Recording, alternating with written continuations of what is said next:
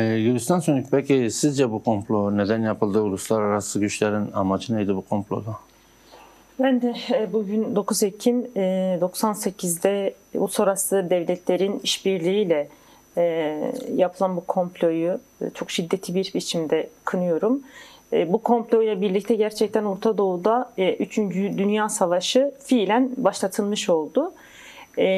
Uluslararası devletlerin Kürt Halk Önderi Sayın Abdullah Öcalan'ı bir komplo sonucu Suriye'den çıkarma girişimi, Suriye'den sonra hem Avrupa'da hem Rusya'da, Yunanistan'da birçok yerde siyasi mülteci talebini kabul etmemesi ve sonunda Türkiye teslim etmesi aslında kendilerini bu iradeyi, bu felsefeyi kendilerine alternatif olarak da gördüler.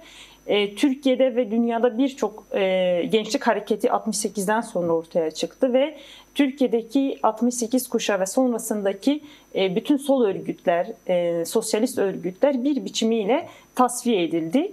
92'de Sovyetlerin çöküşüyle birlikte neredeyse artık dünyanın birçok yerinde bu fikriyata, sosyalizm fikriyatına dair umutlar da beraberinde gitti ama bu süreçte kendini ayakta tutabilen işte Kürt Halk Önderi ve hareketiydi.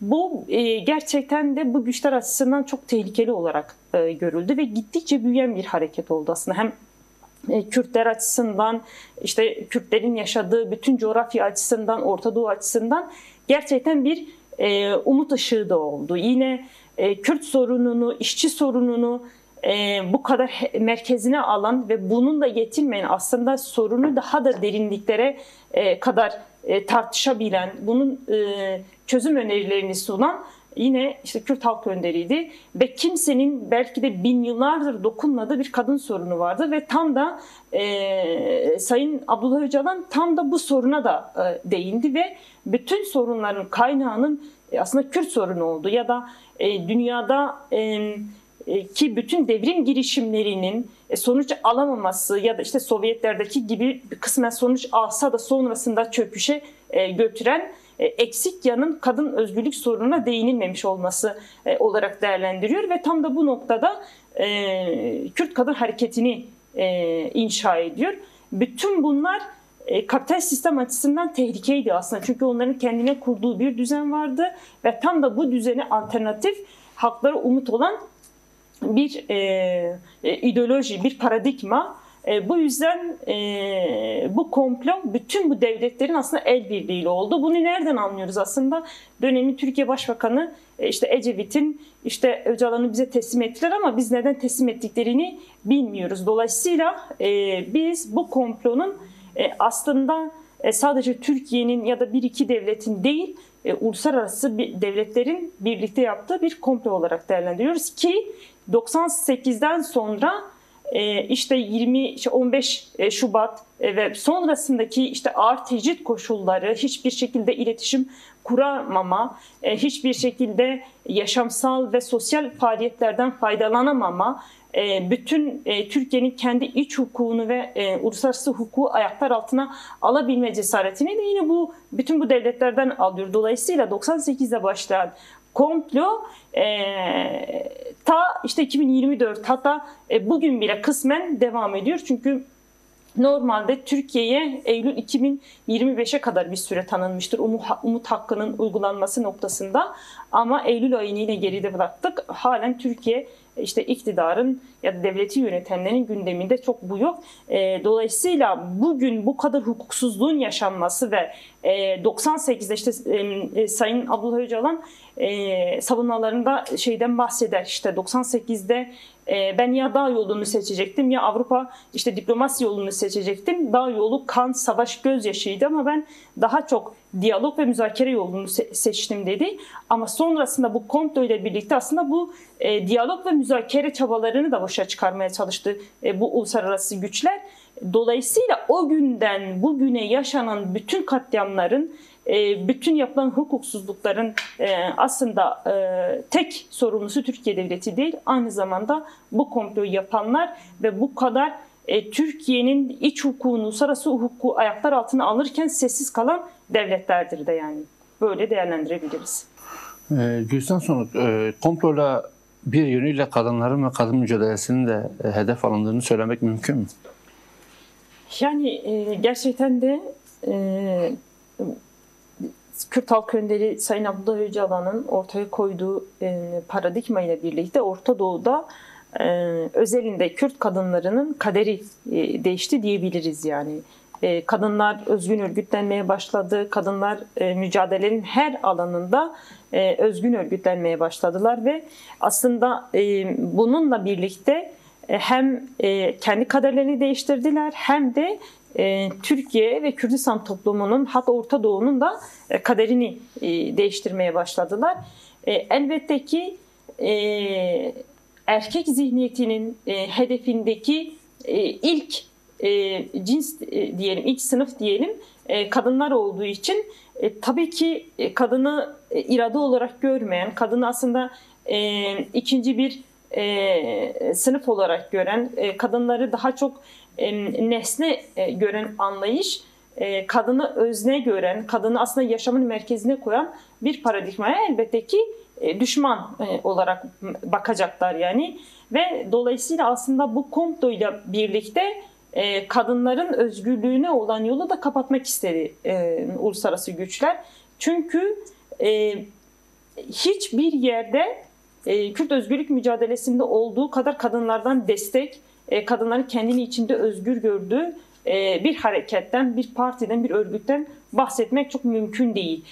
Kendi kararlarını kendisi alabilen, kendi yolunu kendisi çizebilen, kendi paradigmasını kendisi ortaya koyan bir Kürt kadın hareketi gerçekliği ortada aslında. Ve bütün bu saldırılar da biraz da bu temelde yani. Çünkü Kürt Halk Önderi Sayın Abdullah Öcalan Türkiye ve Orta Doğu'da aslında ezberleri bozdu. Ve bu ezber sadece bu alanda da sınırlı kalmadı yani. Şu anda bile eğer dünyanın dört bir yanında kadınlar Jinjiyan Azadi sloganını atıyorsa ya da bugün işte biz bir yürüyüş gerçekleştirdik ve o esnada bize birçok alandan, birçok uluslararası kadın örgütlerinden mesajlar da geldi. İşte yıllardır başlatılan işte Kürt Halk Önderi Sayın Öcalan'a özgürlük kampanyalarına destek veren bu kadar kadın örgütlerinin olması aslında biraz da bu komplonun neden gerçekleştirildiğini de bize gösteriyor. Çünkü biz kadınlar ciddi anlamda bu fikriyattan muazzam güç alıyoruz yani. Biz bu fikriyatla birlikte aslında hem kendimizi tanıdık yani bugüne kadar kadın tarihini ters yüz eden, kadın tarihi gerçeklerini aslında ters yüz eden bir kapitalist sistem kadın tarihi vardı. Sayın Öcalan'la birlikte aslında bu perde yani kendi tabiriyle bu örtük tarihin üstündeki perde kalktı yani. Biz o tarihin o gizlenilmiş ya da bize tersi anlatılmış bu tarihimizi özgürlük mücadelesiyle birlikte aslında doğrusunu, gerçeğini, hakikatini biz görmeye başladık ve kendi gerçeğini, kendi tarihsel hakikatini gören, okuyan, bilen kadın bunu kabul etmedi yani. Bunu kabul etmediği için de örgütlenmeye başladı. Örgütlenme biçimini de Kürt Halk Önderi Sayın Öcalan'ın paradigması çerçevesinde yaptı. Dolayısıyla bu aslında bu akla bir darbeydi de aslında kadını görmeyen, kadını irade olarak görmeyen, özne olarak görmeyen akla da bir darbe olarak değerlendirdiler ve aslında bu yüzden de bu komployla birlikte kadınları ve Sayın Öcalan'ı birbirinden uzaklaştırmak istediler. Fiziken birbirinden uzaklaştırmak istediler ama işte 98'den işte 15 Şubat 99'a ve sonrasındaki işte süreçlerde kadınların sürekli alanlarda olması belki sizlerin de dikkatini çekmiştir yani hem 9 Ekim'lerde 15 Şubat'larda ve işte kararlar giymesinden şeye kadar birçok eylem yapıyor kadınlar. Kürt Halk Önderi Sayın Öcalan'ın özgürlüğüne dönük çalışmalar yürütüldüğünde en ön safta kadınlar olur yani. Çünkü kadınlar kendi özgürlüklerini Sayın Öcalan'ın özgürlüğünde görüyorlar. Çünkü bu yolu açan, bu yolu aydınlatan Kürt Halk Önderi Sayın Öcalan'ın fikriyatıdır, paradigmasıdır. Dolayısıyla aslında bu komplo ile birlikte kadın özgürlük mücadelesinin de önüne ket vurmaya çalıştılar. Kadın özgürlük mücadelesini de aslında durdurmak istediler ve kadınlar açısından tarihi tekerrür etmeye başlamak istediler.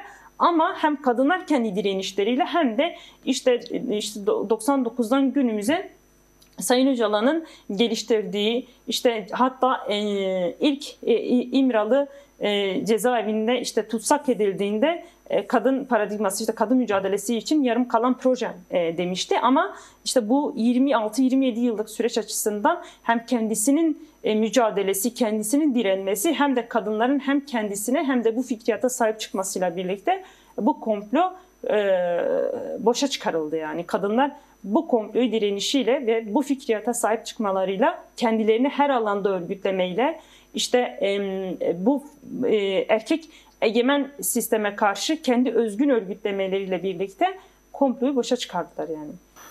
Gülistan, komplonun yıl dönümü öncesi kadınlar olarak Ahmet'ten Ankara'ya yürüyüş gerçekleştirdiniz. Yani komploya ve tecride karşı mücadele ne aşamada, bu mücadelenin nasıl bir önemi var, neler söylemek istersin? Kürt Kadın Hareketi'nin aslında önderlikleri için bugüne kadar birçok eylem ve etkinlikleri oldu. Kampanyalar düzenlendi. En sonuncusu da işte 1 Ekim'de Ahmet'ten başlayıp 7 Ekim'de Ankara'da Türkiye Büyük Meclisi'nde sonlanmasıyla başlatılan kampanyaydı.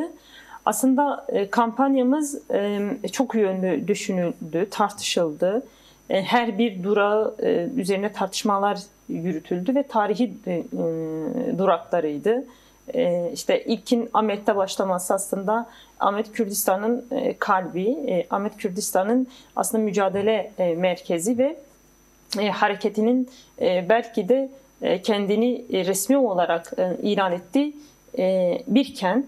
Bununla birlikte yine Hilvan'a bir durak vardı. Hilvan'ın seçilmiş olması da yine Özgürlük Hareketi'nin ilk duraklarından biriydi Hilvan ve Kürt özgürlük tarihi açısından çok önemli bir yeri var.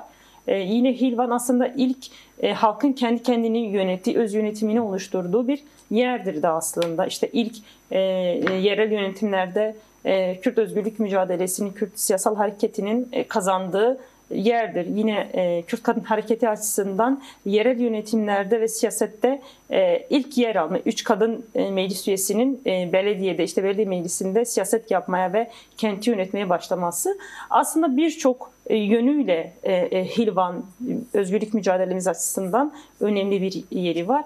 Bu açıdan duraklardan biri de Hilvan'dı. Yine işte Halfeti, Kürt Halk Önderi Sayın Öcalan'ın doğduğu ilçeydi. Yine bununla birlikte Amara'da bir durağımız oldu ve Amara gerçekten de bir halk önderinin doğuşu, işte o köyde büyümesi bizim açımızdan çok önemli bir yeri var.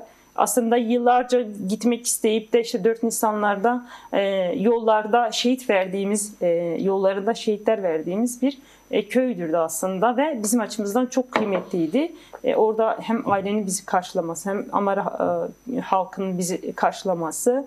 Yine bununla birlikte Antep bizim bir durağımızdı. Antep'i seçmemizin sebeplerinden bir tanesi de aslında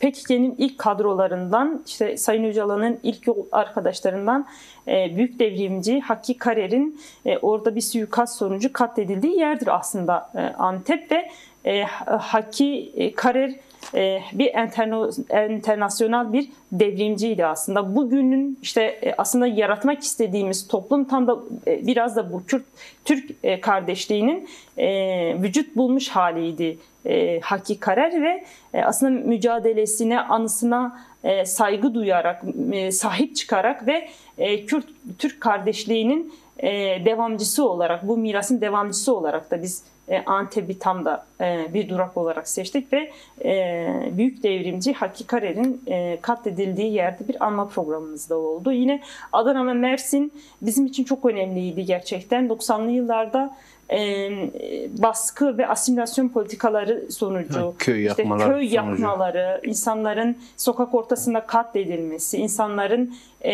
cenazelerinin sürüklendiği, işte Kürdistan'ın kentlerinden zorla evlerinden, yurdundan, topraklarından, kökünden kopartılarak o kentlere sürülen, aslında sürgün edilen halk var orada ve aslında onların da bugüne kadar bütün bu baskı politikalarına, bütün bu asimilasyon politikalarına rağmen yine kendilerini bir şekilde savunabilmiş, koruyabilmiş, örgütlenmesini yapabilmiş halk vardı ve bizim açımızdan çok önemliydi. Bu yüzden Adana ve Mersin duraklarını da seçtik ve en sonunda da işte Ankara'da Sincan Cezaevi önünde. Sincan Cezaevi biliyorsunuz son günlerde çok gündemde olan bir hem infaz yakma, Kürt yakmalarıyla gündemde yer. olan bir cezaevi. Birçok kadın yoldaşımızın aslında tutsak edildiği bir cezaevi.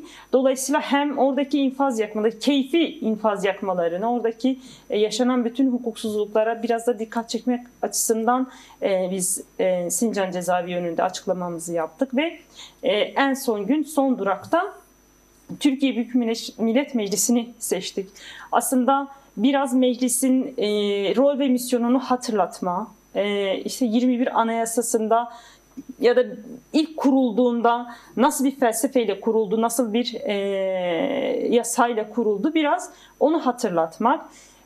Bir diğeri de meclis kurulduğu günden işte sonra yasaların değişmesiyle birlikte aslında o mecliste sayısız savaş tezkeresi çıktı yani.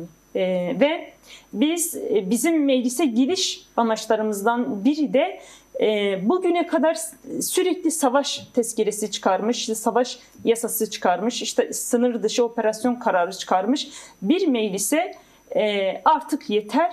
Bundan sonra bir yasa çıkacaksa ki çıkmalı, hakların kardeşliğini esas alan, Kürt-Türk eşitliğini esas alan, Kürtlerin ana dilini bir statüye kavuşturan, Kürtlerin statüsünü kabul eden bir yasanın çıkması gerektiği ve aslında uluslararası hukukla güvence altına alınmış umut hakkının bir an önce bu meclisten geçip uygulanması ve meclis çatısı altında oluşturulan komisyonun hem kendi ismine yaraşır, işte içinde kardeşlik var, demokrasi var, hem kendi ismine denk gelecek çalışmaları yürütmek, hem o komisyona cesur olması gerektiğini hatırlatmak, bir siyasi partinin güdümünden çıkıp tamamen oluşturulma amacına dönmesi gerektiğini hatırlatmak için meclise gittik. Çünkü bu sorunun bu kadar büyümesi, bu kadar derinleşmesi, bu kadar cana mal olması, bu kadar insanın acı çekmesine mal olan bu yasaların bir an önce değiştirilip daha demokratik, işte aslında adına demokratik entegrasyon yasaları dediğimiz bu yasaların bir an önce çıkarılması gerektiğini söylemek adına biz meclise gittik ve aslında tarihimiz de tesadüfi bir tarih değildi. Hemen 9 Ekim komplosu öncesi. Çünkü 9 Ekim'le birlikte gerçekten Kürdistan'da bir savaş başladı. Bununla birlikte en çok aslında bundan zarar gören biz kadınlar olduk. Çünkü fiziki savaşın yanında Kürdistan'da bir de özel savaş politikaları uygulandı ve özel savaş politikaları sonucu binlerce kadın ya sokakta öldürüldü, ya işte asker polis eliyle tecavüze, tacize uğradı. İşte binlercesi evlilik adı altında kadınları işte intihara sürükledi. Yani birçok özel savaş politikasının da merkezi haline getirildi Kürdistan ve bundan en çok olumsuz etkilenen de yine biz kadınlardık. Ve biz kadınlar savaşın bu kadar acısını çekiyorken ve mücadele sürecinde mücadeleye mührümüzü nasıl vurmuşsak direnişimizde aslında bu yürüyüşle birlikte biraz da barış konuşulacaksa, çözüm konuşulacaksa yine kadınların rol ve misyonunu hatırlatarak yine bu sürece de mührümüzü vurmak amacıyla biraz da bu yürüyüşü başlattık ve yürüyüşümüz sadece bir yürüme değildi. Çünkü biz her bir durağımızda ailelerle de buluştuk. Birçok arkadaşımız aslında biz işte tekrar bir araya ailelerden çıkıp bir araya geldiğimizde gittiğimiz ailelerdeki sohbetlerimizi de biraz birbirimize aktardık ve ben kendim bizzat gittiğim bir evde bizim eve gittiğimizi duyan bir anne vardı. Anne geldi bizim yanımıza. Anne 2 kızını, bir oğlunu bir mücadelede şehit vermiş ve işte bizim barış için yürüdüğümüzü duymuş. Gelip kendisi de taleplerini söyledi bize ve anne şunu söyledi: bu kadar acıya rağmen ben bu sefer gerçekten bu barışın olmasını istiyorum ve dualarla bizi uğurladı. Yine bu yürüyüş esnasında birçok köyde de biz insanlarla bir araya geldik ve aslında ben şunu da söylemek istiyorum. Yürüyüşümüzde 26 yıl önce Kürt Halk Önderi Sayın Öcalan'ın çağrısıyla 7 arkadaşıyla birlikte, silahlarıyla birlikte Türkiye'ye gelen aktivistimiz, yoldaşımız Yüksel Genç de vardı. Bu yürüyüş esnasında biraz onu da gözlemleme şansımız oldu. Bunun için söylüyorum. Bazıları diyor ya işte elinde silahı vardı, gelse ne olacak, nasıl olacak? Tam da bunun için Yüksel Genç yürüyüş boyunca hem sohbetleriyle hem tartışmalarıyla gerçekten demokratik topluma hizmet etti yani. Demokratik toplum nedir? Barış nedir? Neden olmalıdır?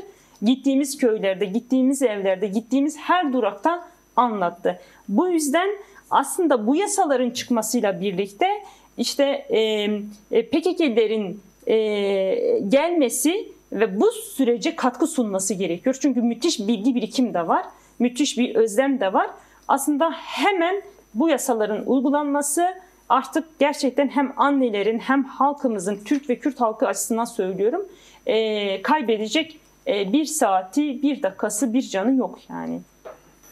Gülsün Sönük, sizin de son sözlerinizi alacağım. 12 Ekim'de Batman'da bir miting var. Bu noktada varsa bir çağrınız da onu da eklerseniz. Evet, Batman'da 12 Ekim'de 4 yol kavşağında saat 12'de bir mitingimiz olacak. Mitingimiz Özgürlük ve Demokratik Toplum mitingi. Bu mitinge başta kadınlar ve gençler olmak üzere bütün halkımız muhakkak katılmalıdır. Bu mitingle birlikte aslında hem demokratik